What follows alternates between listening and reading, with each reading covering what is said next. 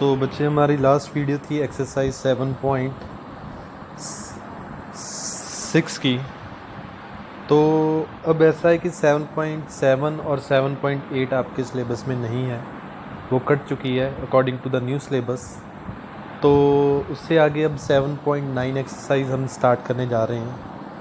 तो इस एक्सरसाइज में आप देख सकते हो कि इंटेग्रल तो है, साथ में लिमिट्स भी दी हुई हैं।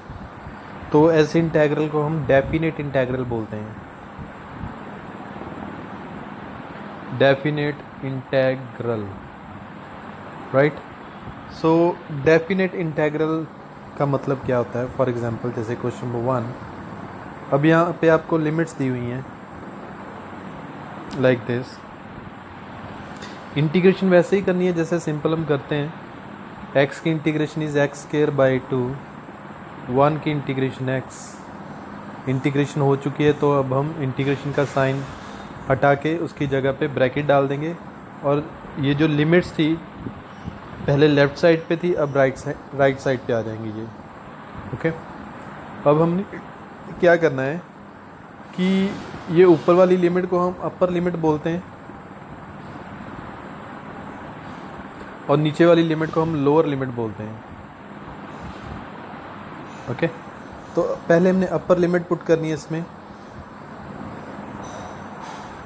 माइनस, फिर हमने लोअर लिमिट पुट करनी है x की जगह पे। ओके, अब इसको सॉल्व करते हैं।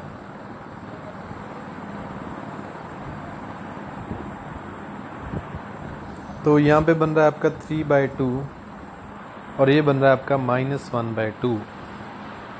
तो 3/2 प्लस 1/2 इट बिकम 4/2। कटिंग करोगे तो ये 2 आ जाएगा। ठीक है, तो ऐसे हम सॉल्व करेंगे लिमिट्स जब दी हुई हों। तो ये क्वेश्चन आते हैं हमारे डेफिनेट इंटेग्रल की कैटेगरी में। ठीक है, एक बार आप वीडियो पॉज करके यहाँ से देख भी सकते हो। ठीक है, ऑल राइट। अब नेक्स्ट क्वेश्चन करते हैं हम।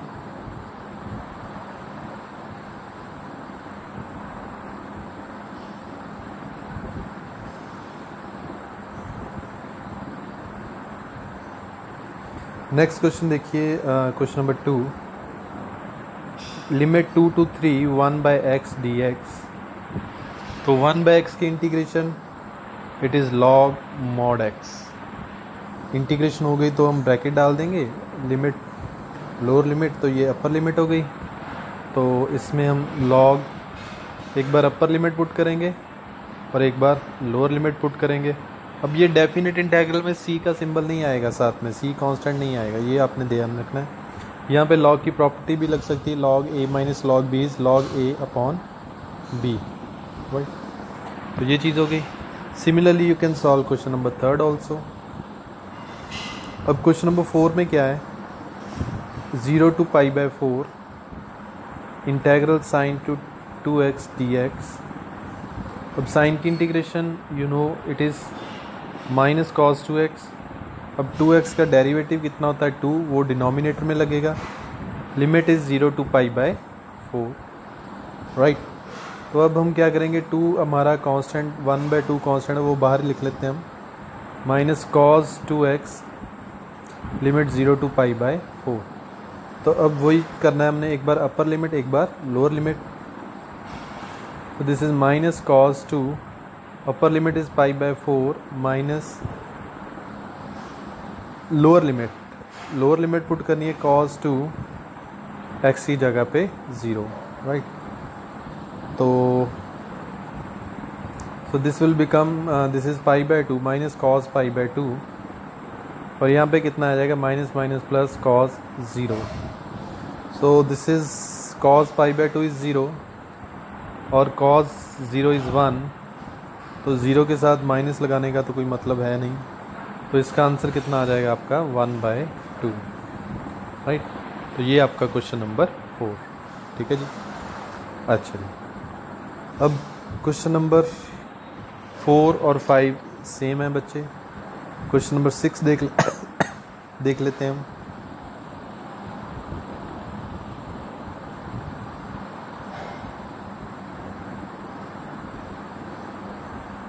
So question number 6, integration 4 to 5 e raise पर एक्स डी एक्स। तो ई रेस पर एक्स की इंटीग्रेशन ई रेस पर एक्स ही होती है। लिमिट 4 to 5, एक बार अपर लिमिट पुट करोगे आप, माइनस एक बार लोअर लिमिट पुट करोगे। तो मैं पहले भी बता चुका हूँ कि डेफिनेट इंटेग्रल मीन जिसमें लिमिट दी हुई हो उसमें सी कांस्टेंट नहीं आता आपका, ठीक है जी। तो ये था क्वेश्चन नंबर आपका 5, इट वाज क्वेश्चन नंबर 5, ठीक है जी।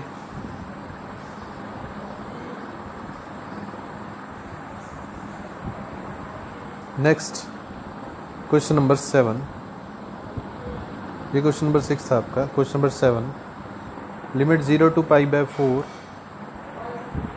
tan x dx, right. अब tan की integration is log mod secant x, limit 0 to π/4, okay.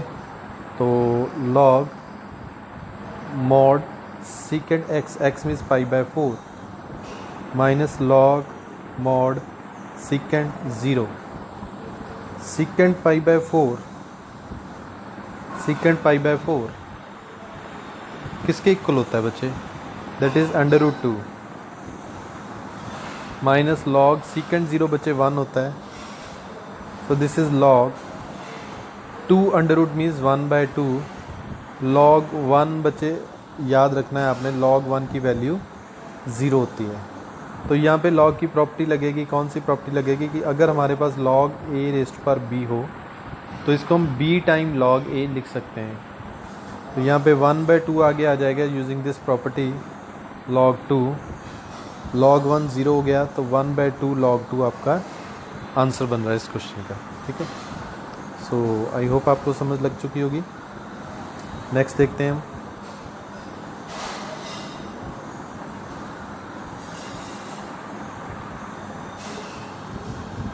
So next question, चलो क्वेश्चन नंबर 9 देखते हैं हम।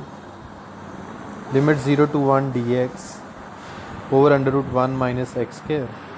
अब फॉर्मूला क्या है? √1 over 1 minus x square means 1 minus x square. इसकी इंटीग्रेशन का फॉर्मूला क्या है? That is sine inverse x, limit 0 to 1। So this is sine inverse 1 minus sine inverse 0। तो साइन इनवर्स 1 किसके इक्वल आएगा? तो ये आपको पता होना चाहिए, साइन π/2 1 के इक्वल होता है। तो यहाँ से π/2 किसके इक्वल आएगा? साइन इनवर्स 1 के। तो साइन इनवर्स 1 की वैल्यू आ गई π/2। सिमिलरली बच्चे साइन 0 होता है, यहाँ से 0 किसके इक्वल आएगा? साइन इनवर्स 0 के। तो ये 0 आ गया, so that is π/2 is the answer of this question, right. अच्छा, चलो नेक्स्ट देखते हैं आगे।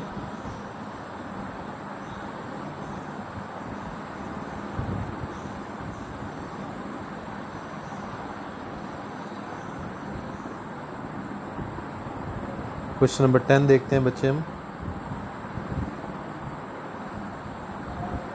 0 to 1 dx over 1 + x square.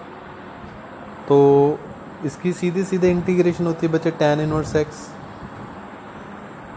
1 over 1 + x square into dx की integration is tan inverse x, limit 0 to 1। सो एक बार 1 पुट करेंगे और एक बार 0। tan इनवर्स 1 π/4 और tan इनवर्स 0 इज 0। तो अगेन tan π/4 मेरे पास 1 होता है, ठीक है। तो π/4 मीन्स 45। तो tan इनवर्स 1 किसके इक्वल आ गया? π/4 के। तो ये इसका आंसर बन रहा है, ठीक है।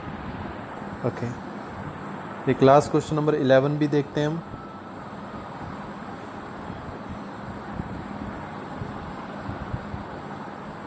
It is 2 to 3 dx over x square minus 1। तो 1 को 1 का स्क्वायर लिख सकते हैं। यहाँ पे जो फॉर्मूला यूज़ होगा that will be integration of x square minus a square into d x, and that is 1/2a log x minus a x plus a plus c. तो यहाँ पे दिस विल बी 1/2a, यहाँ पे 1 है, log x minus a means x minus 1, x plus a, limit 2 to 3.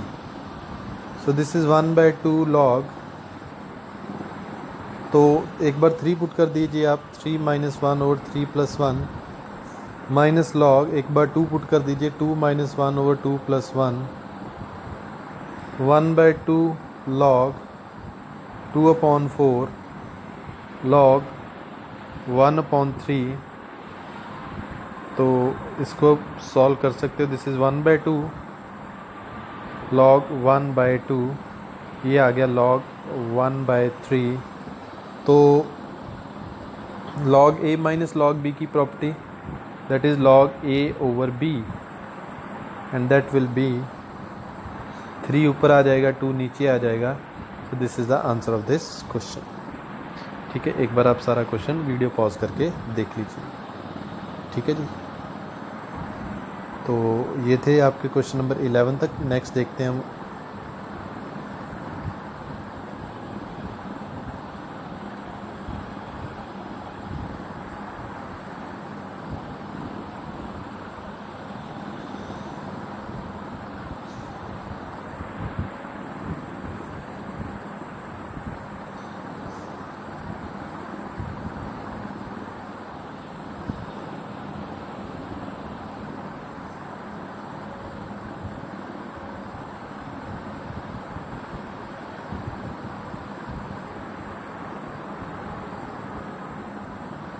हाँ जी बच्चे. So question is 12. 0 to pi/2 cos square x dx. अब cos square को कैसे लिख सकते हो, हमने पीछे सीखा हुआ है कि जब भी cos square x आएगा तो हम उसे लिखेंगे 1 plus cos 2x/2 into dx. ये बना कहाँ से, cos 2x के फॉर्मूले से. cos 2x किसके इक्वल होता है, 2 cos square x minus 1. तो यहाँ से आप cos x की वैल्यू, cos square x की वैल्यू निकाल सकते हो. ठीक है. तो यहाँ पे 1/2 कांस्टेंट है, बाहर आ गया, अंदर बचा 1 की इंटीग्रेशन इज x, cos की इंटीग्रेशन इज sin 2x, और 2x का डेरिवेटिव 2 वो डिनोमिनेटर में आ जाएगा, limit 0 to pi/2. So this is 1/2. एक बार अपर लिमिट पुट करोगे आप, pi/2 plus sign 2 into pi/2 upon 2, minus एक बार लोअर लिमिट पुट करोगे, लोअर लिमिट आपकी है 0, साइन 2 इंटू 0 अपॉन 2. तो ये बन रहा है आपका, दिस इज़ 1/2 pi/2. यहाँ पे 2 और 2 कैंसिल, और बचा आपका साइन पाई, ऊपर साइन पाई आ रहा है. ये 2 बच्चे आप देखिए कि एंगल के नीचे नहीं है, पूरे साइन के नीचे है. ठीक है. तो ये बन रहा है आपका साइन पाई अपॉन 2. ठीक है. तो ये चीज़ का आपने ध्यान रखना है यहाँ पे. तो ये तो सारी टर्म ज़ीरो हो रही है, इसका कोई है नहीं.